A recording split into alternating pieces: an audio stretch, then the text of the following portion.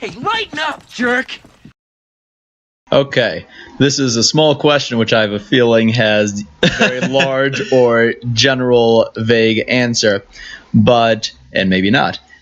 The fascination that Christians have with the Jewish holy sites in Israel. Okay, with Israel in general, because I think we're going to get talking a little bit about or maybe a lot about the comparison between American Jews and Israeli Jews, and we're going to get into the Israel as the center point of Judaism, which we didn't really touch on last episode.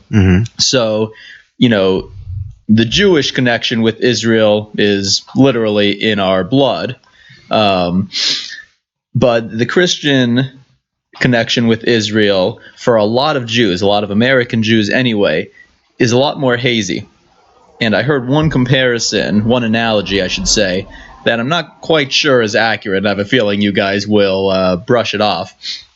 That American Christians, American Protestants specifically, see Jews in a similar way that Americans in general see the Native Americans, see the American Indians. Okay? That would be the first time I've heard this. Yeah, okay. Yeah, me too. I only heard that one recently. I don't think that's a really well-known thing. And like I said, I only heard it recently for the first time. And it made me think of, this is definitely, I can speak as working, a lot of my colleagues are Israelis. And so one of their first questions is, why do, Christians, a lot of both evangelical and just other Protestants, look up to the Jews, not to say worship the Jews, although on one specific level that's maybe so, but no. What I mean is are kind of overly respectful, if then probably not the right words, but are overly respectful of the Jews.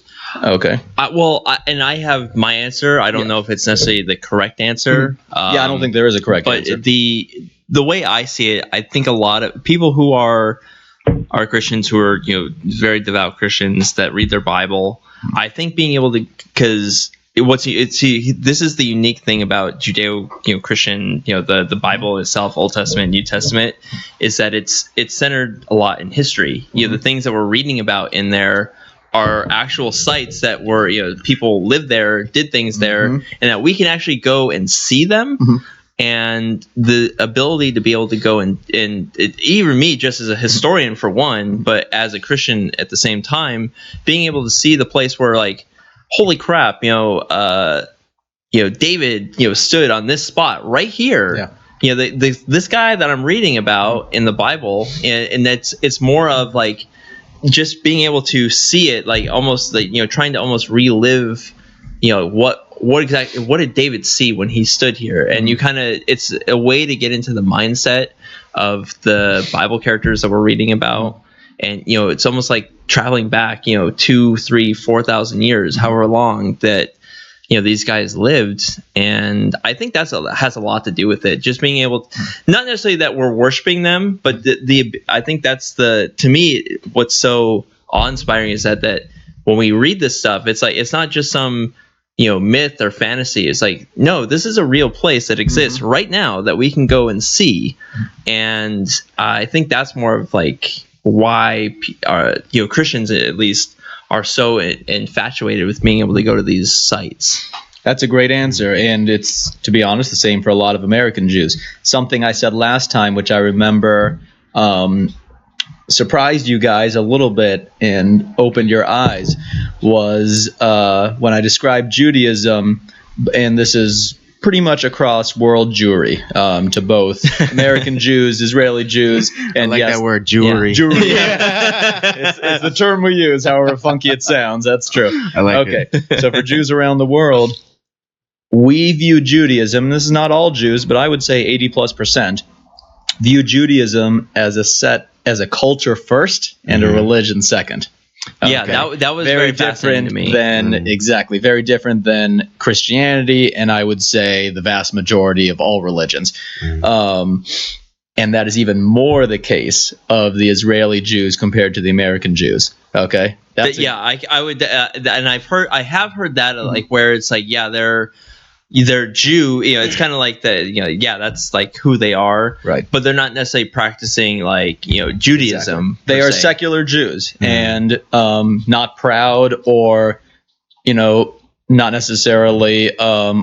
They're not proud of it. They're not ashamed of it. It's just who they are. They are secular Jews. They are cultural Jews. Okay, and that is, I tossed the 80% number out there, covering the world, which is probably a good estimate because I know that the percentage of Israeli Jews, I just looked up these demographics, that 80 is the percent. 80% of Israeli Jews are secular. Okay. Wow. And so only 20% are, what we'd call in the Orthodox range. Okay. The major difference is there's not much in between. Unlike American Jews, there's a steady range of secular up through Reform, conservative, which is the middle of the road Jew that I am, and up through the Orthodox range of modern Orthodox all the way into ultra Orthodox. Okay. Israeli Jews, by and large, are either completely secular, may or may not have had a bar mitzvah, for example, but certainly no more culturally religious than that, or they are what we would call modern Orthodox plus in as the equivalent of the American observance spectrum.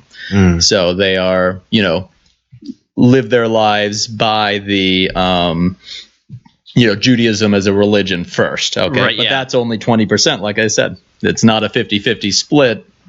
Well, Yeah. Okay. Well, it's even like on the Christian spectrum too. Like, yeah, there's a lot of people that claim Christianity as a religion, but man, there's a lot of people I know are not practicing their faith or what they claim to be a part of.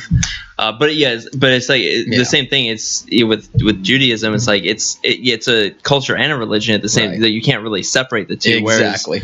Whereas, as Christians, it doesn't really matter where you come from. You can kind of be intertwined in there. It's kind of a weird. It's a religion. It's a faith. Yes. Whereas Judaism is race, culture, religion as one, but the religious side gets, for better or for worse, gets kind of lost among that, and certainly a lot of Jews feel strongly, yes, I'm Jewish by race and culture. By religion, I can take it or leave it. Right. And I think Christianity is pretty unique in that it's very adaptable.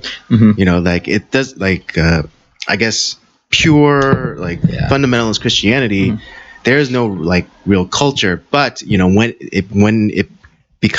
it is introduced to people's group or an already existing culture, it has a way of I don't want to say seamlessly, but a way of integrating itself into the culture. Yeah, just the way the Jews get assimilated into the land that they live in's culture, and in some Jewish circles, that's considered a dirty word or something we're trying to avoid, assimilation. And I think that's more because of the recent, at least historically recent, example of Nazi Germany, where a lot of Jews throughout the 19th and early 20th century felt that they were proudly had assimilated into German culture. A lot of the German Jews, a lot of the European Jews, but specifically the German Jews. And when they started to get attacked first with anti-Jewish laws and taxes and things like that, they, a lot of the reactions was, oh, well, that's no problem because I'm German first, second, and third, and maybe Jewish fourth. So that's not going to affect me and my family. But of course, that's not how the non-Jewish, Third Reich and Aryan race saw it. Wrong again, Goldstein. But exactly. I mean, on that note, you just kind of said it in a very good and eloquent way. But I've never really heard any Christian use the term, well, I'm just culturally Christian. Right. Sometimes they explain it, and basically that's what they mean. I'm secular Christian. I observe the holidays maybe, and et cetera, et cetera. I celebrate Christmas and Easter and maybe a few select others, but they still won't use the term culturally Christian. It sounds funny. That term sounds funny to my ears, and it probably sounds a little funny to your ears. Right.